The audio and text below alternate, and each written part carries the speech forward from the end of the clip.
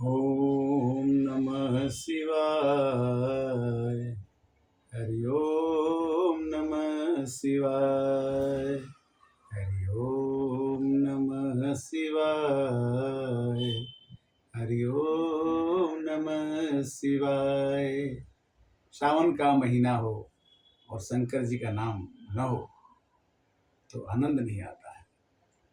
शंकर जी को राम जी प्रिय हैं, राम जी को शंकर जी प्रिय हैं। और आज शंकर जी की दयालुता का चर्चा करने का भगवान का आदेश है कि भगवान शंकर कितने दयालु हैं कि कामदेव ने उन्हें तपस्या से जाके जगा दिया और तपस्या से जगाने के बाद भगवान शंकर की तीसरा नेत्र खुल गया और कामदेव जर के खाक हो गए। उसकी पत्नी रोती हुई आई कि मेरे पति तो मर गए और आपके आँख खोलने से मर गए, तो अब मेरा क्या होगा।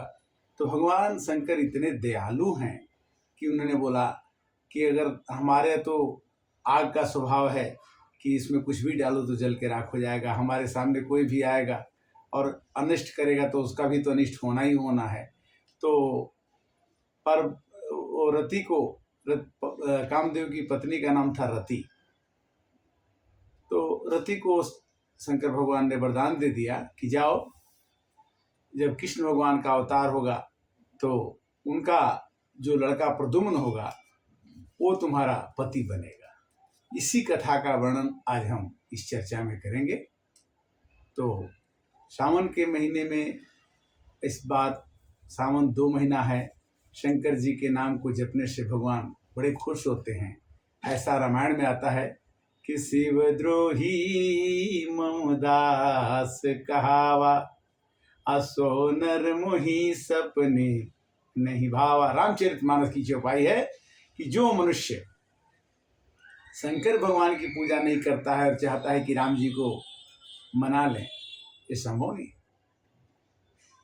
सो नर मोहि सपने नहीं भावा। और इतना तक कह दिया कि शिवद्रोही मम दास कह, मम द्रोही शिवदास, अते नर करहि कल्प भर, घोर नरक महवास। जो शंकर जी को अपना द्रोही समझे, मेरे को प्रेमी चाहे समझे, या मेरे को प्रेमी चाहे समझे और शंकर जी को द्रोही समझे, उस दोनों लोगों को नरक में वास होगा। यानी शंकर भगवान और राम जी में कोई अंतर न समझे। ये भगवान राम ने उत्तरकांड में है कि शिवद्रोही मम दास कह, शिव का द्रोही मेरा दास कहने लगे। अब मम द्रोही शिवदास, अब मेरा द्रोही शिव का दास बन जाए। राम राम कहे शिव जी से घृणा करे, शिव जी कहे राम जी से घृणा करे। ते नर करहि कलप भर, घोर नरक महवास। ऐसे लोग नरक में वास करते हैं। इसी प्रसंग के साथ आज की चर्चा हम करेंगे। शंकर भगवान कितने दयालु हैं, उस चर्चा को अब चर्चा करते हैं कि अजर अमर सो जीत न जाई, आहारे सुर करी विविध लड़ाई। देवता लोग बड़े परेशान हुए। एक ताड़क नाम का असुर पैदा हो गया जो सभी देवताओं को मारने लगा, साधुओं को मारने लगा, अनीति होने लगी। तब सभी देवताओं ने मिलकर मीटिंग की कि अजर अमर सो जीती न जाई, आहारे सुर करी विविध लड़ाई। अनेक प्रकार की लड़ाई करके देवता लोग भी हार गए। तब देवताओं ने क्या किया कि स्तुति सुरन कीनयति हेतु, अप्रगट्यं विषम भान जख केतु। सब देवताओं को विनती करने के बाद, स्तुति करने के बाद कामदेव प्रकट हो गए। विषम भान जख केतु उनका नाम है, विषम भान।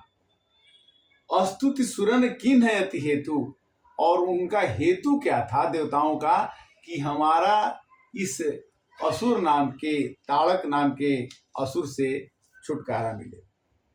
और कामदेव को बोला गया कि तुम जाके शिव जी को मन में काम वासना जगाओ कि वो तपस्या से, वो वैराग से अपना मन हटा लें और वो जग जाएं। तो वो तो जाने वाले नहीं थे, वो जानते हैं कि शंकर जी बहुत मजबूत हैं, बहुत बलवान हैं, बहुत उनके समान कोई देवता नहीं है, उनको जलाना, उनको उठाना कठिन काम है। किंतु देवताओं ने उन्हें क्या समझाया कि परहित सरिस परहित जाहि जत जय जो देहि संतत संत प्रशंसहिते ही परहित लागी तजे जो देही। जो अपने शरीर को दूसरे के हित के लिए तज देता है उसको संत लोग प्रशंसा करते हैं। जैसे दधीची ने अपना प्राण त्याग दिया, कई लोगों ने दूसरे के, जटाऊ ने अपना पंख कटवा लिया सीता जी को बचाने के लिए। यानी जो आदमी दूसरे के हित के लिए, संत को लोग पूजा क्यों करते हैं? बड़े बड़े देवताओं की पूजा शंकर भगवान दूसरे के लिए, अपने लिए नहीं, जो दूसरे के लिए अपने शरीर को त्याग देता है। भगवान राम ने जो जो वरदान लोगों ने मांगा, भगवान को जन्म लेकर के दूसरे के हित करने के लिए, भक्तों को हित करने के लिए भगवान को आना पड़ा। इसी तरह से मनुष्य जो है वो भी अगर अपने विचारों में दूसरे के हित के लिए काम में लगाना शुरू करे तो उसकी भी प्रशंसा लोग करते हैं। कामदेव को बोला गया कि अब जाओ, क्या करो कि रुद्र ही देखी मदन भय माना अधुराधर दुर्गम भगवान। शंकर भगवान समाधि में लगे थे, अपने इष्ट देव राम जी की पूजा कर रहे थे। और उसी समय कामदेव ने छाड़े विषम विसखी उर लागे अछूटी समाधि शंभु तब जागे। उन्होंने बाण तो चला दिया और शंकर भगवान के हृदय में बाण लग गया। भगवान ने कहा कि ऐसा कौन सा मनुष्य है जो हमारे हृदय को विचलित कर दिया। तस्तव शिवती सर नयन उघारा अचितवत काम जरे भयउ जरि छारा। भगवान का तीसरा नेत्र खुल गया और तीसरा नेत्र खुलना से जो सामने राव जल के राख हो गया, कामदेव जल के मर गए। उसी को अपनी पत्नी, उनकी पत्नी थी रति, दौड़ी दौड़ी आई कि मेरे पति मर गए, मेरे पति मर गए। शंकर भगवान ने कहा कि आग के सामने कोई भी आएगा तो जल के मर जाएगा। तो उन्होंने कहा कि जब तुम रो रही हो और मैं दयालु हूँ, मेरे सामने से कोई बिना वरदान के नहीं लौट सकता है, तो कहे कि तुम्हारा पति मर तो गया, अब इसका नाम अनंग रहेगा। अब तेरति तव नाथ कर हो यही नाम अनंग अबिनु बपु व्यापही पुनि सुनु निज मिलन प्रसंग। कामदेव माने सुंदरता, आकर्षण। तो किसी घर को देख के कामदेव जैसा मन में आकर्षण होता है, किसी फूल को देख के आकर्षण होता है। कामदेव के बिना आकर्षण हो ही नहीं सकता। कामदेव मतलब आकर्षण और पाने की लालसा। तो कामदेव अनंग है। किसी जगह पर वो किसी चीज में, किसी गाने में घुसेंगे कि सुंदरता मतलब आकर्षण जो है उसी का नाम कामदेव है। भगवान है वो, किंतु कामदेव की स्त्री के कहने पर उन्होंने कहा कि कामदेव सब में रहेगा, किसी के वाणी में रहेगा, किसी के विचार में रहेगा, किसी के रूप में रहेगा, कि कलाओं में रहेगा। कामदेव रहेंगे जरूर किंतु दिखेंगे नहीं। अब तेरति तब नाथ कर हुई है नाम अनंग। अंग में नहीं रहेंगे, दिखाई नहीं पड़ेंगे कि कहाँ है कामदेव। अबिधु बधु व्यापही पुनि सुनु, मैंने सबके अंदर वो रहेंगे। व्यापही पुनि सुनु निजन मिलन प्रसंग, और उसी से लोग पहचान जाएंगे कि ये सुंदरता, ये कामदेव यहाँ पर लोगों में है। जैसे भगवान सब में है, कामदेव सब में है।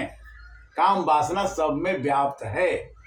मनुष्य के हर एक जीव में काम वासना है, इच्छा है, और इच्छा काम वासना ही संसार को चलाती है। अगर काम वासना न रहे तो संतान की उत्पत्ति न हो, काम वासना न रहे तो कोई कुछ काम न करे, तो सृष्टि का काम कैसे चलेगा? सृष्टि तो काम वासना से चलती है, सृष्टि तो इच्छा से चलती है, सृष्टि तो भोग से चलती। तो कहने का मतलब यह है कि कामदेव होना संसार में जरूरी है, और कामनाएं सीमित हो तो भगवान संभालते हैं, कामनाएं बढ़ जाती है तो दुख का कारण होता है। तो वो बोली कि पति तो चाहिए, मेरा पति मर गया। तो श्री कृष्ण शंकर भगवान ने कहा कि जब ये भी वरदान ले लो कि जब जदुवंश कृष्ण अवतार वही है हरण महाभव भरा।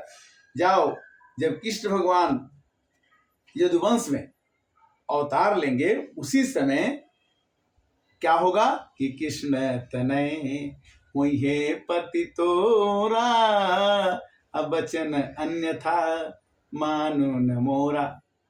हे रति, तुम्हारे पति जो हैं कृष्ण भगवान का लड़का प्रद्युम्न पैदा होगा, वही तुम्हारा पति बनेगा। अब शंकर भगवान तो जग गए, अब पार्वती जी को भी पटाना पड़ेगा। तब कामदेव को इसलिए जगाया गया कि कामदेव को शंकर भगवान को जगाने के लिए इसलिए भेजा गया कि पार्वती जी और शंकर जी के साथ में अगर शादी होगी दोनों लोगों की तो एक उनका लड़का होगा, उस लड़के से ही वो तारक नाम का असुर मारा जाएगा। तब जाकर के देवताओं को सुख और समृद्धि और आनंद आएगा। तो पार्वती जी को भी देवताओं ने समझाया बुझाया, और काम जारी रति कहूँ बर दीन्हा, कृपा सिंधय अति फल कीन्हा।